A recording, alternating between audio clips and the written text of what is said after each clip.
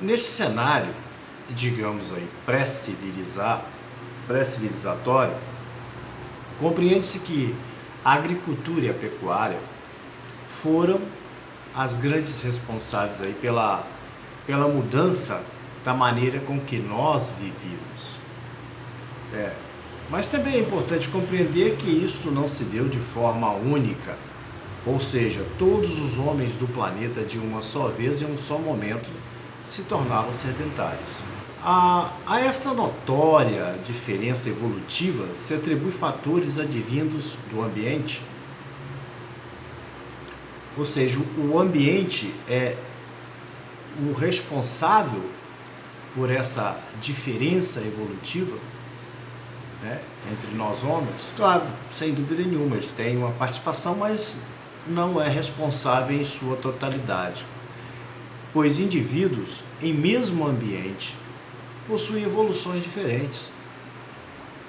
Então se pode compreender que enquanto seres de uma mesma espécie, no caso homens, nos encontramos em mesmas condições evolutivas. Mas como se explica aí o fato de alguns de nossa espécie possuir, digamos, maior facilidade para evoluir no sentido intelectual? Muito bem. No campo das ciências, esta relação do homem com o seu desenvolvimento intelectual se encontra circunscrito ao entendimento de que áreas do aparelho cerebral ou encéfalo são mais ativas naqueles que apresentam tais intelectualidades. Isto é uma constatação, mas as ciências elas se encontram incapazes de determinar a causa desta atividade. Então, portanto, não é uma explicação sobre essas diferenças, sim uma justificativa dessas diferenças, né, no meio que ela ocorre. Então se compreende que a questão de que certos indivíduos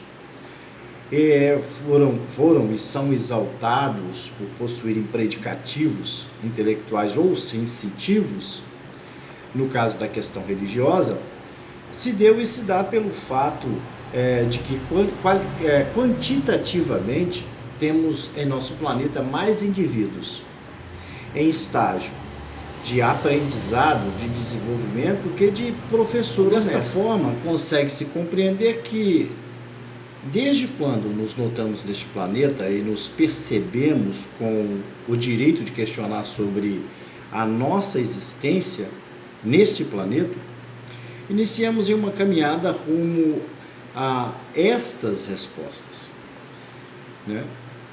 Que as respostas encontradas sofreram e sofrem todo o tempo alterações quanto aos como, né? Como ocorre, como acontece. Que quanto aos porquês acontecem, os como sempre se encontram em uma intrínseca, né? Uma interna necessidade de imortalidade, ou seja, da não aceitação da morte como ponto final. Bom, o amigo Roberto, ele faz uma pergunta aqui bastante pertinente ao assunto. Eu já ia falar sobre isso, mas ele já fez a pergunta e vamos dar continuidade em cima disso. Então ele nos pergunta sobre a questão família quanto às religiões. Ele pergunta o seguinte: a família surgiu antes ou com as religiões? Muito bem. É importante compreender que, independentemente aí da interpretação que se possa dar aí a palavra família, com total certeza a família vista como ferramenta e não apenas como instituição de direitos surgiu antes das religiões. Digamos que esta representa o que nós homens no hoje temos perdido com o passar dos tempos, que é o sentimento de pertencimento. Bom, como se sabe, de forma bastante notória, né, ocupamos aí um recipiente aí perfeitamente preparado, né, para que sentimentos sejam formatados a partir dos nossos sentidos. Considerando-se aí o animal, o homem animal, homem, estes sentidos, eles alimentam sentimentos primários, né?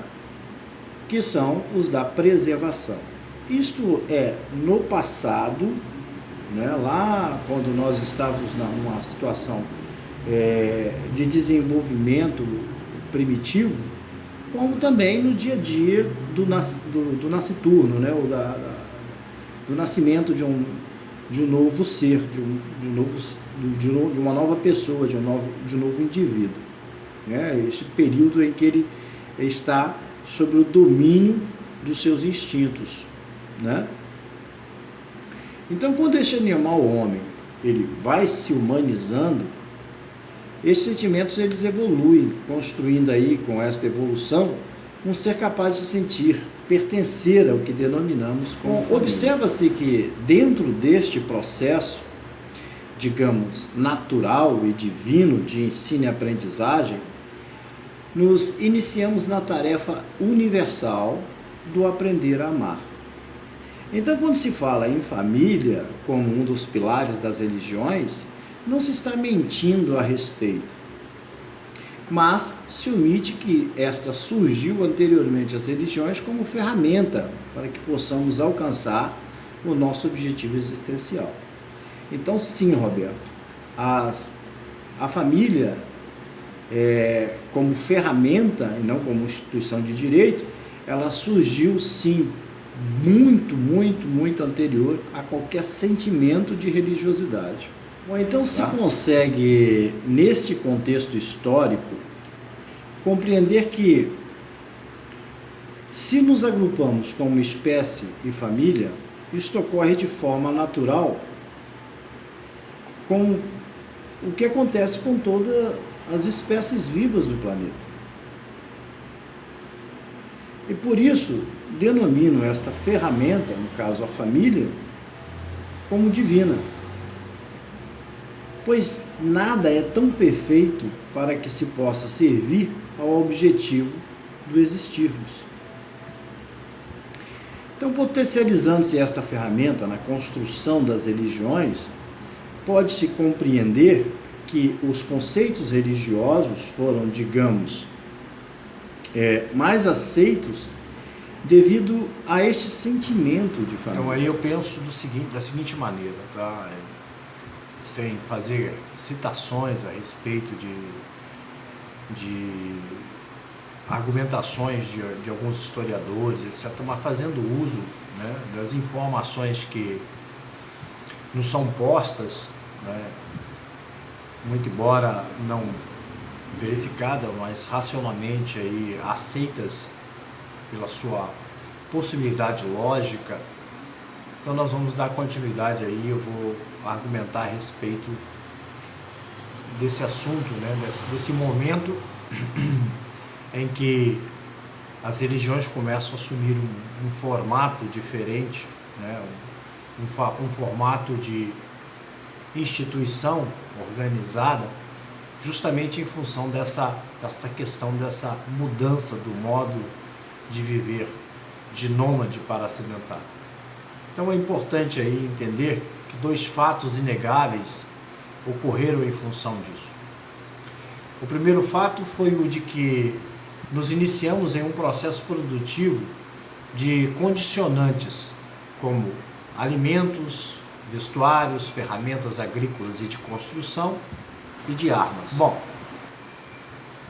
é importante compreender que todo este processo evolutivo se deu e se dá em uma faixa de tempo bastante extensa, né? E não em um piscar de olhos. Então, eliminando a questão da necessidade de fantasiar, né, há de se constatar que isso é lógico, né, que isso é real.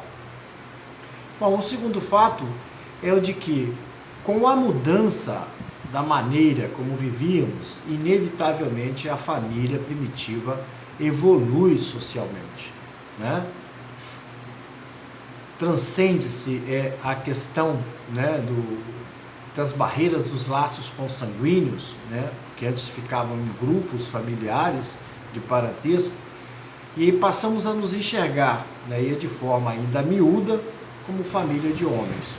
Bom, também é muito importante compreender que, apesar de semelhantes, nos custa ainda muito a compreensão das diferenças como ferramentas que nos forçam ao exercício do que denominamos como humanidade. Então, vocês estão conseguindo entender o raciocínio aí, né? Estou vendo aí que a nossa amiga Cláudia aí está nos acompanhando aí e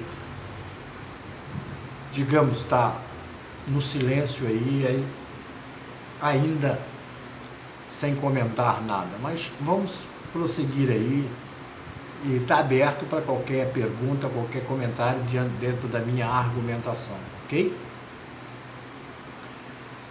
Bom, então percebe-se neste processo evolutivo de modo, né, e do modo de viver, que há aqueles que se tornaram sedentários, ou seja, produtivos, não somente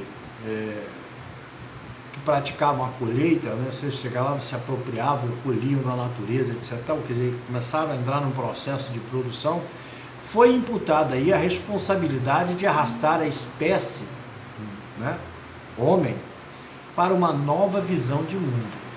A nossa amiga Isabel está nos fazendo uma pergunta aí muito pertinente, né? Ela nos questiona a violência praticada pelo homem, né, se ela é igual em todas as espécies animais. É uma pergunta fácil de se responder, mas que se faz necessário a compreensão mais profunda, né, dessa questão da violência, né, porque ela nos obriga a um conhecimento de nós mesmos mais profundo, ok? Eu vou tentar, então, Isabel, falar sobre essa questão da violência, né? Porque uma vez que nós passamos a construir armas, fica contundente a necessidade de se proteger de violência ou de produzir violência, né? Ou não, ou produzir violência. Então, Isabel, né, quando olhamos aí para todo o reino animal, percebe-se que igualdades e diferenças são bastante aparentes. Né? Então, vejamos. Quando estudamos as espécies animais e até os vegetais, nós constatamos que todos os seres vivos diferenciados em modo de reprodução são iguais na sua base elementar. Né? Qual é essa igualdade? Né? Nós somos todos seres vivos oriundos, ou seja, que vieram, né, se formaram, se construíram, né, a partir da menor unidade morfofisiológica, que é a célula. Ok? Então nós podemos aí deduzir que todos tendo o mesmo princípio, né, pode-se afirmar aí que a violência possui sua origem neste princípio, ou seja, está na célula em si. Muito bem. Vamos nos aprofundar nas partes construtivas aí, né, ou constitutivas, né, que compõem, que formam esta unidade comum chamada de célula. Especificamente em uma molécula chamada de DNA. É nesta molécula aí que existe, viu, Cláudia, a fonte de toda a violência,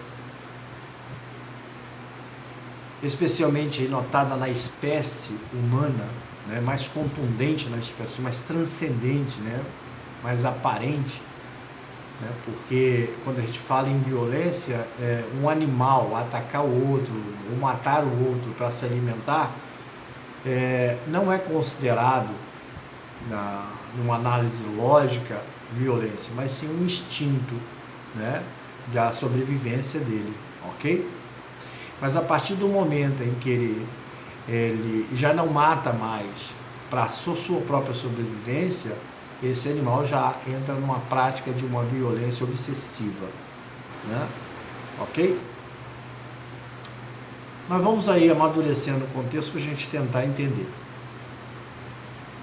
Então é nessa molécula que existe aí a fonte da violência, né, no DNA. Bom, então vamos lá. Hoje, o que nós sabemos é que o próprio DNA é, em seu tamanho microscópico, a união de vários átomos, que de forma combinada carregam aí todas as informações genéticas do organismo. Mas quando se fala de informações genéticas, nos restringimos ao conceito de informações biológicas que redundam na constituição física. Nós não falamos em momento algum sobre a questão do psique, do caráter, né? Porque uma pessoa violenta, a violência tem a sua origem aonde? Está na física dele, na constituição física? Não. Então, dentro da neurociências, como dentro da biologia, nós não temos nenhuma informação que seja concreta, sólida, com base científica, de que a violência, por exemplo, ela tenha a sua origem, a sua causa formatada nas características de cada indivíduo, ok? Porque senão seria fácil, dentro da evolução que nós temos na ciência biológica, né, identificar no DNA genes, né? Genes aí que trariam claramente esse sintoma, né, de violência. E nós poderíamos tratar na base, eliminar, né? Esse vai ser violento e tal, né?